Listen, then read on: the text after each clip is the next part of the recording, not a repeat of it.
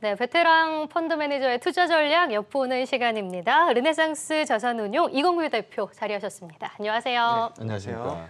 네, 요즘 시장이 계속 이제 순환매가 돌다 보니까 굉장히 수익 내기 좀 어렵다라고 생각하시는 분들이 많을 것 같은데 어떻게 좀 잘 되고 계신가요?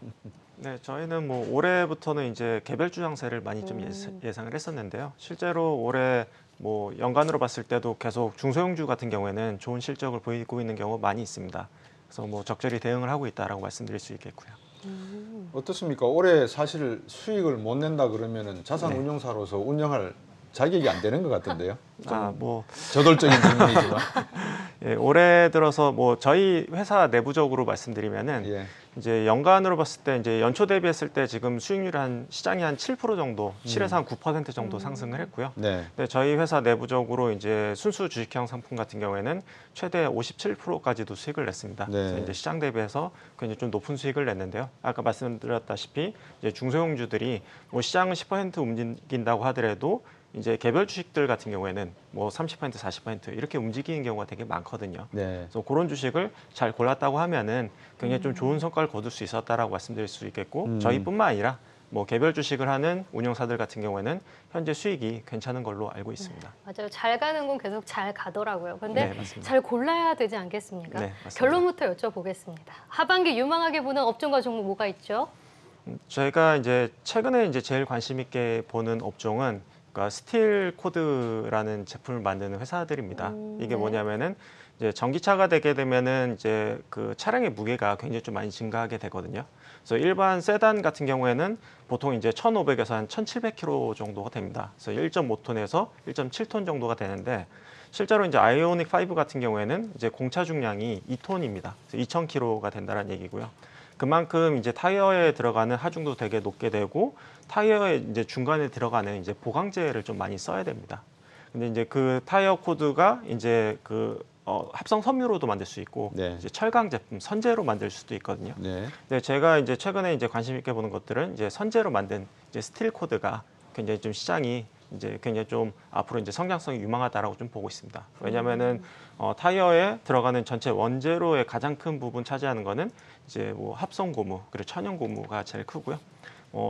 타이어 코드 같은 경우는 전체 원가의 비중이 한 16% 정도밖에 안 됩니다. 그래서 이제 가격이 오른다고 하더라도 그게 이제 전체적으로 이제 원가에 다 전이가 되는 그런 특성을 보이고 있기 때문에 네. 그리고 또 한 가지 좋은 부분은 타이어 코드 업체들이 사실 주가가 그렇게 많이 오르진 않았습니다. 그래서 여전히 뭐 선제 업체들 같은 경우에는 충분히 이제 주가 상승 여력이 굉장히 좀 많이 남아 있다 이렇게 네. 좀 보고 있고요. 그 지금 효성 첨단 소재, 코오롱인더 네. 이런 게 타이어 코드 관련주잖아요. 맞습니다. 근데 예. 효성 첨단 소재는 주가가 많이 오르지 않았나요? 네, 많이 올랐는데요.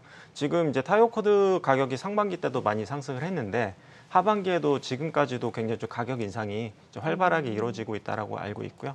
그리고 이제 효성 첨단 소재나 코오롱 인더 같은 경우에는 사실 이제 그 스틸 코드라기보다는 합성 섬유로 만드는 타이어 코드입니다. 근데 이제 그런 회사들이 이제 먼저 주목을 받았고 제가 주목하는 것들은 이제 뭐 합성 섬유 코드 그러니까 그 보강제도 좋지만 스틸 코드 업체들 같은 경우에는 주가가 많이 안 올랐다라는 부분에 있어서 좀 관심을 많이 갖고 있습니다. 저는 개인적으로 이 방송국 스튜디오에 네.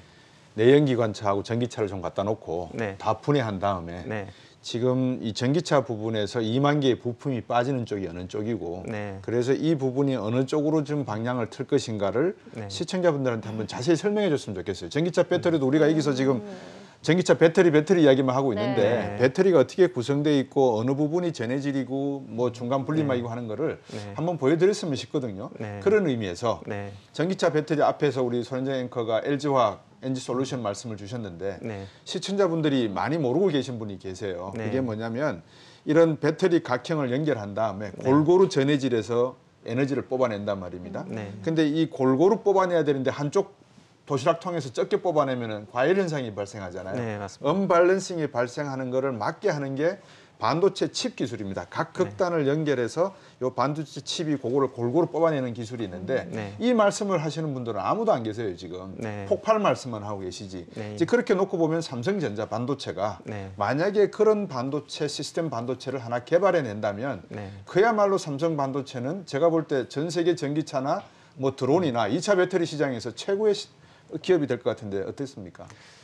근데 이제 화재의 원인에 대해서는 조금 더 그 전문가들 사이 의견이 좀 갈릴 수도 있을 거라고 생각을 하고요. 네. 근데 이제 제가 이제 제 상식적으로 알고 있는 부분은 그걸 이제 배터리 매니지먼트 시스템이라고 하죠. BMS 시스템이 들어가긴 하거든요. 네. 근데 그거보다도 이제 중간에 이제 분리막이라는 게 좀 들어갑니다. 있죠. 예. 여기서 만약에 불량이 발생했을 때 예. 화재가 많이 발생하는 걸 좀 알고 있고요. 그렇죠. 그래서 중간에 분리막 만든 회사 중에서 굉장히 좀 독점력이 있거나 아니면 화재가 발생하지 않은 회사들 같은 경우에는 좀 더 이제 주목을 받을 가능성이 있다라고 보고는 있습니다. 예.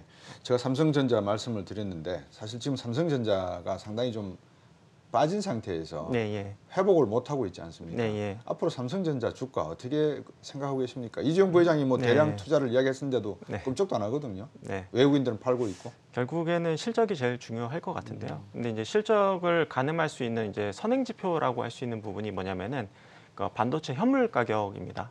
왜냐하면 반도체 현물 가격이 빠지면은 결국에 이제 고정 가격도 빠지게 되고 만약에 오르면은 고정 가격도 오르면서 이제 실적에 영향을 좀 주게 되는데요. 네. 최근에 이제 주가가 하락했던 가장 큰 이유는 그러니까 현물 가격의 하락에 있었습니다. 그래서 이제 이게 언제 멈출 것이냐가 제일 중요할 것 같고요. 다만 이제 그 이 한번 이제 반도체 가격이 빠지기 시작하면은 막 갑자기 뭐 한 달 만에 두 달 만에 돌아가는 경우는 굉장히 좀 드물고요. 그래서 현재 추정컨대 내년 1분기에서 2분기까지는 현물 가격이 좀 약세를 볼 가능성이 높다라고 좀 보고 있습니다. 그래서 삼성전자가 장기적인 비전이나 투자하는 부분은 긍정적으로 볼 수 있지만 단기적으로 봤을 때는 그 약간은 그 업황을 타는 이제 시클리컬 업종이다라고 봤을 때는 내년 상반기까지는 조금 이제 다운턴에 들어갔을 가능성이 좀 높다 이렇게 좀 보는 게 맞을 것 같고요. 다만 이제 중요한 거는 여기서 이제 주가가 더 빠질 거냐라는 부분이 될 것 같은데요. 저는 이제 크게 빠지진 않을 것 같다라고 보는 부분이, 그러니까 상승도 어렵지만 네. 그러니까 크게 빠지기도 어렵다. 왜냐하면은 그 부분이 이제 시장에서 많이 인지를 하고 있고 그 부분이 이제 8만 원대에서 7만 원대로 많이 낮아지면서 이제 주가에 어느 정도 선반영되는 부분이 있다라고 좀 보고 있고요. 그래서 올해 하반기까지는 사실 이제 큰 상승도 큰 하락도 쉽진 않지만 단기적으로 봤을 때는 이제 외국인들의 수급이 좀 많이 작용할 수 있다. 그리고 가장 중요하게 포인트 이제 두 가지가 저는 있는데요. 네. 내년 1분기 때 이제 인텔에서 이제 서버용 신규 이제 CPU가 이제 신제품 출시를 좀 앞두고 있습니다. 근데 이제 그게 원래는 이제 올해 3분기로 예상을 했었는데 네. 내년 1분기로 늦춰졌는데 예. 이게 과연 내년 1분기 때 실제 나와주느냐가 굉장히 좀 중요할 것 같아요. 네. 왜냐하면은 이제 서버 투자와 관련된 이제 투자 욕구를 이제 다시 한번 불러일으킬 수 있는 기대감을 가질 수 있는 부분이 좀 있거든요. 그래서 내년 1분기 봤을 때는 인텔의 신규 서버용 CPU가 나오느냐가 중요하고 내년 2분기 봤을 때는 반도체 가격이 하락을 멈추고 다시 상승하거나 하락폭이 줄어드느냐 이 부분이 삼성전자 주가를 설명하는 가장 중요한 요소가 되지 않을까 이렇게 바라보고 있습니다. 그러면 좀 안타깝지만 삼성전자 주주분들은 뭐 내년 1분기까지는 좀 기다려봐야 되나 이런 생각도 드는데 네. 지금 박스권 횡보 장세에서는 가치 투자자들이 좀 계속해서 수익을 내기 쉬운 장세이다라는 발언을 하신 바가 있어요. 네. 네, 시장에서 주목을 받지 않는 이런 저평가주들을 사면 사실 뭐 삼성전자도 그렇겠지만 수확 시간이 너무 오래 걸리잖아요. 네. 개인 투자자분들은 조금 힘들어할 것 같은데 어떤가요? 근데 이제 그 주식시장에서 보통 저희가 이제 확인할 수 있는 것들은 이제 분기 실적이거든요. 근데 이제 분기 실적이 나오면 어떤 상황이 발생하면은 대부분의 투자자들이 전 종목의 실적을 다 살펴봅니다. 그래서 이제 이 실적이 왜 나왔는지를 살펴보게 되고요. 그래서 과거 같은 경우에는 사실 이제 이것들이 이제 뭐 3분기, 4분기 돼도 반영이 안 되는 경우도 있긴 했거든요. 그러니까 시간이 되게 많이 걸린 경우도 있었지만 최근의 트렌드는 뭐냐면은 일단 실적이 나오면 다 확인한다라는 게 첫 번째 가정이고요. 두 번째는 이 좋은 실적이 2분기 연속 지속됐을 때는 결국에는 이제 주가에 반영되는 확률이 굉장히 높아졌다고 저는 판단을 하고 있습니다. 왜냐하면은 지켜보는 눈들이 많아졌기 때문에 이게 언제까지 저평가시키는 그런 것들이 과거에는 있었지만 현재는 워낙 많은 눈들이 있기 때문에 그걸 이제 놓치지 않는다라고 좀 보고 있거든요. 그래서 저는 이제 실적만 좋다, 펀더멘털만 좋다라고 하면은 그러니까 6개월만 기다리면 된다. 길어야 6개월이다라고 생각을 하고 있습니다. 그래서 중소형주에 투자해서 만약에 확신이 있다라고 하면은 6개월 정도는 기다려 주시는 게 수익을 위해서는 좋을 수 있다라고 보고 있습니다. 자기가 주로 보는 어떤 중소형주가 있으면 가격이 떨어질 때 네. 과감하게 들어가서 한 6개월 정도 기다리면 네. 반등은 반드시 있다. 네, 맞습니다. 예. 제가 택시를 타면 택시 기사분들 중에 여쭤봅니다. 요즘 많이 힘드시죠? 그러면 한 5분 중에 한 4분은 힘듭니다. 한 분은 괜찮습니다라고 하는 분이 계세요. 그 이유가 뭐냐면 카카오 웹을 깔아놓은 기사분들은 크게 매출에 차이가 없다라는 말씀들을 하신단 말입니다. 이게 이제 소위 말하면 플랫폼 경제로 저희들이 들어가는 상황이에요. 그러다 보니까 시중 최근 증시에서도 이 플랫폼 주식에 대한 관심들이 많아지고 있거든요. 어떻게 보십니까? 플랫폼 주식에 대해서. 저는 플랫폼 주식들이 굉장히 좀 인상적인 것 같아요. 굉장히 좀 사업을 다변화하고 있고 그 모든 사업들의 어떤 독점력을 조금 가져가는 그런 특징이 있다는 부분은 굉장히 긍정적이다라고 보고 있는데요. 다만 이제 플랫폼 기업들의 문제는 이제 두 가지라고 생각합니다. 첫 번째는 이제 밸류에이션이 과연 합당한가라는 부분에 대한 논란이 좀 있을 수 있고요. 두 번째 같은 경우에는 플랫폼 기업의 가장 큰 아킬레스건은 저는 이제 규제 리스크라고 생각을 하거든요.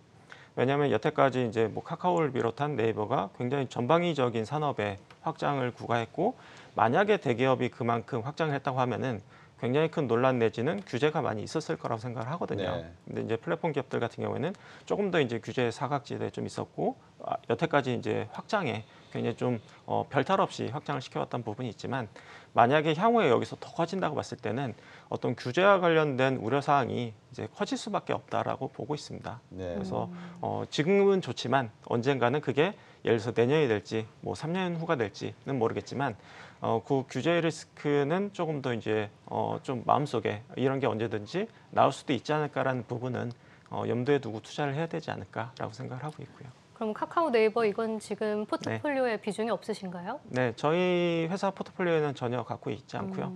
다만 이제 그 성장주를 바라보는 관점이 조금 다를 수 있을 것 같아요. 그래서 시장의 정말 대표적인 성장주가 카카오 네이버이고요. 근데 저희 같은 경우에는 성장주를 좋아는 하지만 시장에서 너무 열광한 성장주는 그렇게 좋아하지는 않는 특성이 있습니다. 그게 이제 가치 투자자들의 이제 특성이라고 말씀드릴 수가 있겠고요. 그래서 이제 일례로 말씀드리면은 저희가 갖고 있는 이제 의류 회사 같은 경우에는 이제 중국에 이제 작년에 이제 70개 이제 오프라인 매장을 갖고 있었는데 올해 그게 이제 400개로 증가를 하거든요. 그래서 이런 이제 눈에 보이는 성장이 결국엔 시장이 너무 좋아하는 것보다는 조금 비껴 있지만 얘들의 성장이 좀 무시할 수 없을 정도로 굉장히 크다라는 부분에 있어서 좀 다른 개념의 성장주를 접근한다라고 말씀드릴 수가 있겠고요. 그리고 이제 저희가 이제 작년 하반기부터 올해까지 좀 좋아했던 것들이 이제 전기차 밸류 체인들 그 중에서도 약간 시장에서 주목에서 조금 벗어나 있는 것들을 좀 많이 투자를 했거든요. 왜냐하면 이제 전기차 같은 경우에는 어떻게 보면은 네이버, 카카오보다 더 빠른 성장을 할 수 있다라고 생각하는 부분이 전체 신차 판매량에서 전기차가 차지하는 비중이 10%가 안 되거든요. 근데 이제 2030년이 됐을 때 신규 차종에 대해서는 전부 다 전기차로 만들겠다라고 하는 이야기가 있을 정도로 향후에 이제 크게 확대된다고 봤을 때는 향후 10년 동안 10배 성장하는 시장이다라고 심플하게 볼 수가 있습니다. 그래서 이제 그런 시장에서 조금 이제 성장에 대한 가치가 좀 덜 반영된 것들. 예를 들어서 저는 이제 메탈 소재들 되게 좋아하거든요. 그래서 뭐 니켈이라든지 알루미늄이라든지 아니 뭐 산화철 이런 것들이 전기차에 이제 많이 들어가게 됩니다. 그래서 그런 것들에 대한 소재들이 이제 화학 소재들은 굉장히 좀 주가가 많이 올랐거든요. 근데 그런 기업들은 시장의 주목을 많이 못 받았거나 여전히 이제 상승 모멘텀이 저희는 충분히 많다라고 판단을 하고 있고요. 그 전기차가 요즘 뭐 화제인데 사실상 제가 전기차를 한번 몰아보니까 불편한 점이 한두 가지가 아니었어요. 사실은 충전하는데 일단 불편하고요. 시간이 맞습니다. 너무 많이 걸리고요. 그러면 전기차 관련된 뭐 이게 모든 배경이 어디서 나오냐 그러면 카카오나 이런 플랫폼은 투자를 하지 않는다. 왜냐하면 앞으로 벌어질 규제가 상당히 그 불확실성을 갖고 있기 때문이다. 개인정보법 내용 등 많지 않습니까? 근데 이쪽 자동차 쪽, 전기자동차 쪽을 보면 여기도 지금 규제가 만들어지지 않고 있단 말입니다. 상당한 내용이 앞으로 무인 자동차로 가면 개인정보가 많이 흘러 들어갈 건데 이 자동차 충전, 이 모든 것들이 전부 친환경 산업, 요즘 흔히 말하는 ESG 관련된 내용들이 많지 않습니까? 이쪽 제가 배터리 이야기하다가 ESG로 가는 이유는 ESG라고 하는 우리 뭐 대표께서 말씀하시는 이건규 대표께서 하시는 이 투자의 방침에 상당히 도덕적인 윤리적인 기준이 있는 것 같아요. 거기에 ESG가 차지하고 있는 비중은 어느 정도 되는지 제가 궁금해서 여쭤봤습니다. 근데 이제 저는 도덕적인 기준은 아니고요. 실제로 회사가 얼만큼 이익을 버느냐는 저희는 이제 주목을 합니다. 이익만 보시는군요. 그래서 이제 왜냐하면 저희 이제 투자자고 이제 실제로 이제 주식 투자를 통해서 사회적인 윤리를 달성하는 게 아니라 수익을 달성하는 게 저희의 이제 첫 번째 과제라고 생각을 하고요. 다만 ESG가 최근에 이제 각광을 받은 부분은 사실 S나 G보다는 이 환경 부분이 그렇죠. 굉장히 좀 컸었고요. 예. 그런 기업들의 실적도 좋고 이제 주가도 좋았다는 부분입니다. 그래서 저희는 환경 기업 중에서 이제 이익을 거둘 수 있는 회사들은 관심을 갖고 있다라고 말씀드릴 수가 있겠고요. 다만 그 비중이 막 그렇게 크진 않습니다. 왜냐하면은 이제 환경이라고 해서 기대감만 있는 회사들이 사실은 좀 많이 있거든요. 그래서 이제 실제로 그 사업을 해서 얼마만큼의 이익을 유의미하게 거둘 수 있느냐라는 관점에서 저희는 이제 접근을 하기 때문에 그런 기업의 이제 기준에 부합하다라고 하는 기업들은 가지고 있지만 시장에서 분류되는 ESG 테마 있는 종목들은 저희는 좀 약간 좀 조심스럽게 보는 입장이 있다.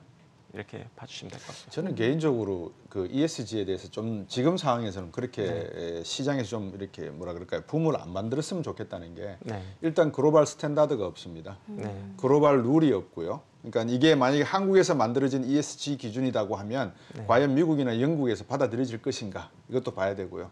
그다음에 또 중요한 게 기업은 주주의 이익을 원하는 곳이지 사회적인 어떤 그 뭐라 그럴까 나눔 여기에 일차적인 목표가 없단 말입니다. 네. 그러면 소비자 리스크가 존재한다고 본다고 말이죠. 왜냐면 가격이 올라야 되지 않겠습니까? 네.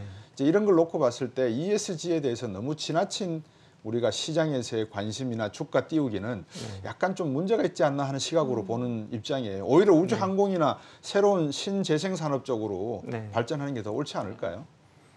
네, 저는 이제 포트 비중의 문제라고 생각을 합니다. 왜냐하면 이제 그런 기업들 같은 경우에는 향후에 이제 이익 업사이드 포텐셜은 굉장히 크지만 현재 보여지거나 그게 이제 그렇게 되는 과정에서 이제 불확실성들이 굉장히 큰 특징들이 좀 있거든요. 네. 그래서 저희는 이제 어떻게 보면 저희는 옵션이라고 저희는 좀 부르고 있거든요. 네. 그래서 그런 기업들은 안 살 필요는 없지만 산다고 하더라도 실제로 이제 현실 가능성을 일단 첫 최우선 과제로 좀 봐야 되고 그 두 번째는 여기에 이제 과도한 배팅을 할 필요는 없다. 그래서 저희는 이제 관련된 것들에 대해서 투자를 하고는 있지만 그 비중 조절은 꼭 필요하다 이렇게 바라보고 있습니다.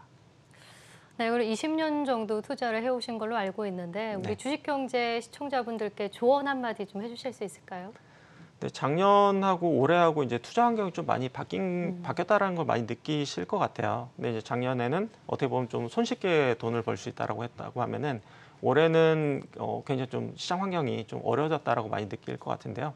좀 더 이제 냉정하게 이제 투자 판단에 나서야 될 것 같아요. 그래서 본인의 작년하고 올해 투자 수익률을 보고 과연 내가 이제 투자에 적합한가 아니면 내가 투자했던 그 로직들이 맞는가 이런 부분에 대해서 다시 한번 이제 되돌아보는 시간을 좀 가졌으면 좋겠다라는 생각이 들고 있고요. 그래서 제가 볼 때는 전체 100의 개인 투자자가 있다고 봤을 때는 정말 투자에 적합한 개인 투자자는 한 10% 내외의 소수라고 생각을 하거든요. 그래서 이제 그 10%에 들어가는 본인이 이제 투자자인지를 좀 살펴봐야 될 것 같고요. 그 기준 중에 가장 중요한 부분은 열심히 공부하고 내가 스스로 발굴하고 이게 이제 맞았는지 틀렸는지를 검증하고 계속해서 이 작업을 반복해서 하고 있는가라는 부분에 대해서 스스로에게 한번 물어보고 합당한 내가 투자 스킬이나 어떤 투자 가치관 그리고 실력을 갖췄는지를 다시 한번 검증을 해보고 그리고 이제 투자에 나섰으면 좋겠다라는 생각이 듭니다. 네.